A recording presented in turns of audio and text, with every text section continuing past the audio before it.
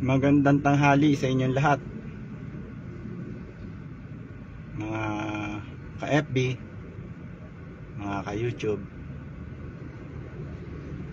May gusto lang akong ibigay na awareness, lalo sa ating mga motorista. Kanina po ay nabiktima tayo ng tinatawag na Merry Christmas hablot. Ito po, dito po nangyari sa may Quirino Highway. Bali ano po to part po ito ng Makati. Bago mag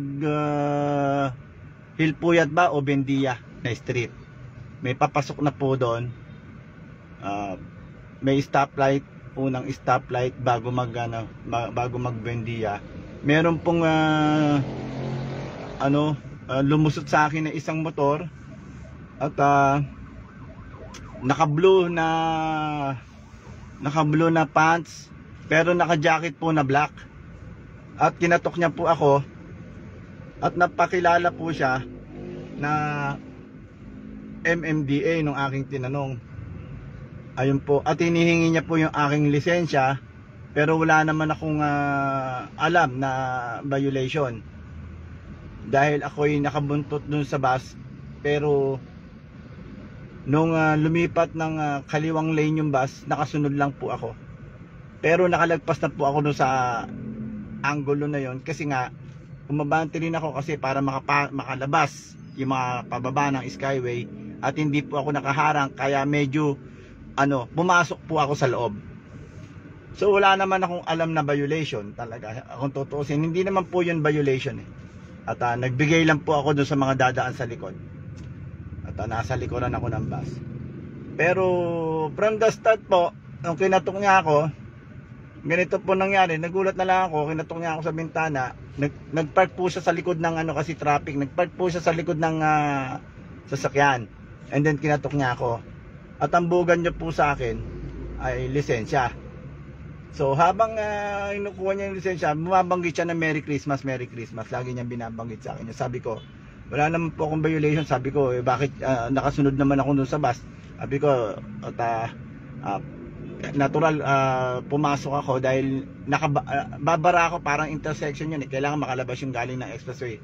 So hindi naman ako pwedeng huminto lang doon para makadaan yung nasa likod, kaya gumawa ako ng way para makalusot. Pero lumagpas na ako doon. So hinihingi niya yung lisensya ko, at nang pinakita ko yung lisensya ko na issue ng Makati, temporary license po siya, hindi po siya card.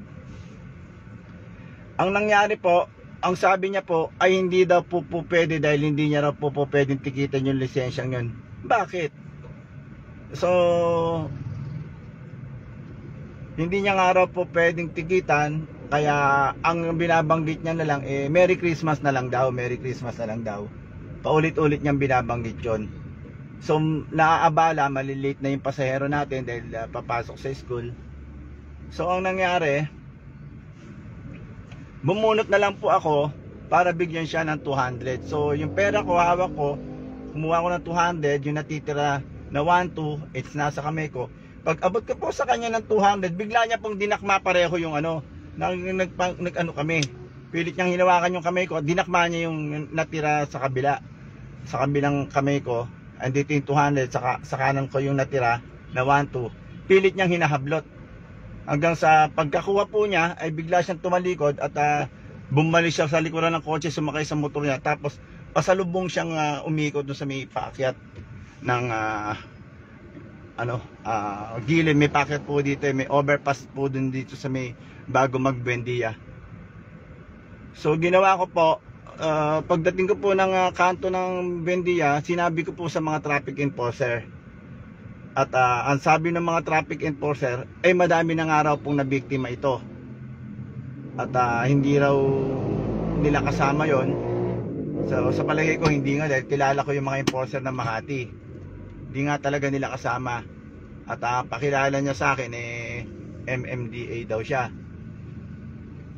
Ginawa ko po, inikutan ko, nagtanong-tanong ako sa mga vendor din kung kilala nila. Yung isang enforcer naman na nakausap ko,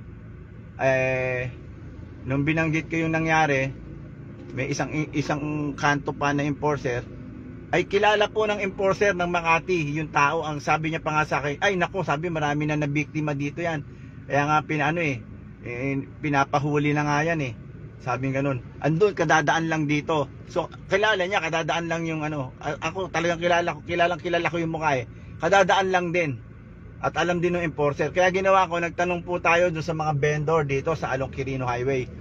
Ang mga vendor po na pagtatanungan ko, kumpirmado po, nakilala po nila. Ang sabi po nila, karamihan ang sinasabi, Manila daw po itong enforcer na to, MTPB. At nakadestino daw po ito dun sa may boundary ng Makati at Manila dito sa may Quirino Highway. Siguro party ng bukid na yan, yung basta yung boundary ng Makati at ng Manila. At itong enforcer daw po na to, natanggal na. At dumidilihensya na lang ng pambibiktima dito sa Along Quirino Highway. At nagpapanggap siya na enforcer ng babalukol, ang tawag dito, nangungutong. At garapalan, bukod sa pangungutong, ito nga, inagawan ako ng pera. At hindi nang basta kotong, itinakbo niya, hinablot niya yung pera at itinakbo. Kaya hindi na po tama ito. At dapat mahuli na to para wag na mabiktima. At dun sa mga kababayan natin, yung mga kakaibigan natin dyan sa Facebook, mag-ingat po kayo dun sa modus na to.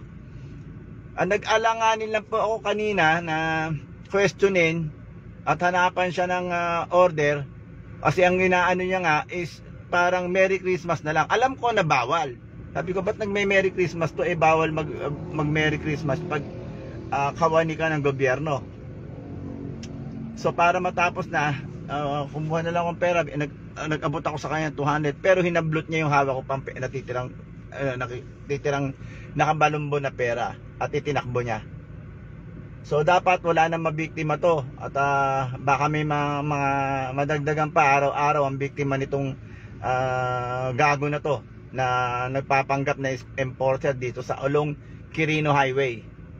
So yun po ang ruta niyan. At ang sabi po ng mga vendor, dyan po raw talaga nang bibiktima yan sa area na yan, Along Hill Puyat at Quirino Highway. Pero hindi po siya pumupwesto mismo sa gitna ng Hill Puyat, kasi andun po marami pong enforcer doon. At inaabangan na rin po siya na tinetsempuhan na rin po siya. So doon po rin siya nagbibiktima doon sa may bago mag-Hill Puyat ng mga area na yan. Kaya mag-iingat po kayo dyan pag nasa Quirino Highway kayo at merong isang damuhong dating enforcer ng MTPB na ano ba tawag dito, hold upper ba to? Nangungutong at nang-hold up, nang i-snatch dahil nangahablot ng pera. Kaya mag-ingat kayo dito sa tao na to. Sana makarating to dun sa mga kinauukulan. At gagawa natin ng paraan na magkaroon ng awareness dito sa bagong modus na ito, nitong mga gagong mga enforcer na to. Sige guys, yun lang. At hindi natin to titigilan hanggang sa mahuli ito. At ako'y nag-report na rin sa barangay ng Palanan. At medyo may hatid lang ako at sundo. Susundan ko ito ng blatter dito sa San Isidro, sa dalawang barangay pa na nakapagitna dito. At kailangan kong i-report ito para naman hindi na makapambiktima ng mga kababayan natin. Sige po, at sana mag-iingat na lang tayo sa mga ganitong modus. Maraming salamat po.